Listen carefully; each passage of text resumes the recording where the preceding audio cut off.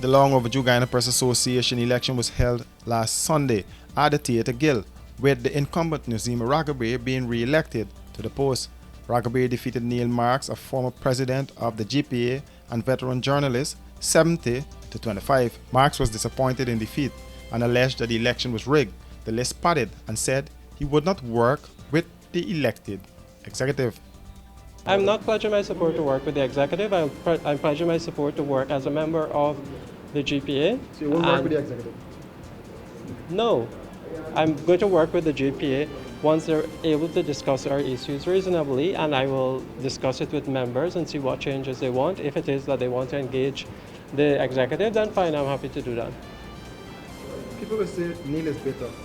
You don't want to work with the executive, but you can work with the members. I can't work with an executive that came into office on the basis of rigged elections. And you won't challenge those elections, the outcome of the elections? Yes, I will go about setting to challenge I took pictures of the list of people who they claim were eligible to vote. And like I said, off the top of my head, I was able to pull out 2 right away.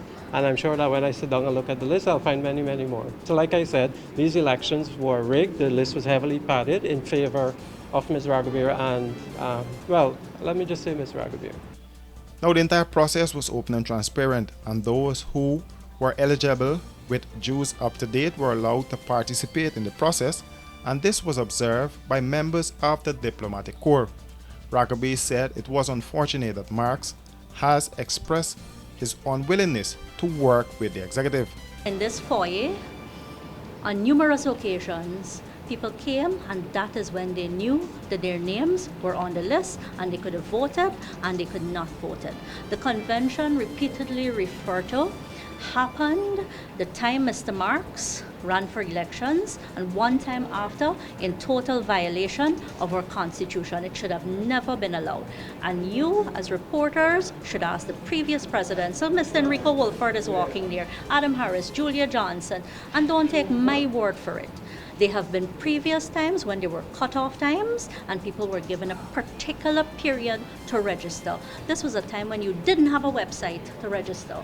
You didn't have social media and WhatsApp to contact people and follow up on paying your dues. You had to walk or you had to use the telephone, right? So it is unfortunate that Mr. Marks would not participate or even work in anything that we do, because we were looking to invite him to sit on the membership committee as a broad-based committee examining membership on the way forward.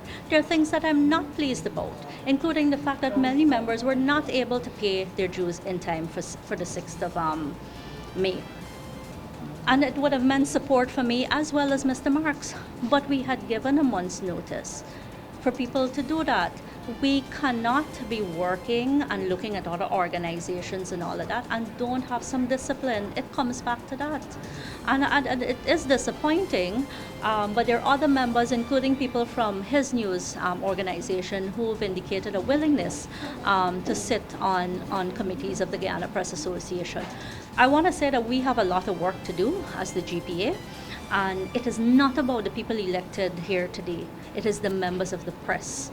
It is about you being part of the GPA and holding us accountable and making your demands and working on those demands. It cannot be on the people elected here today to do that. It is you. And this is why I am committed, and I said that before.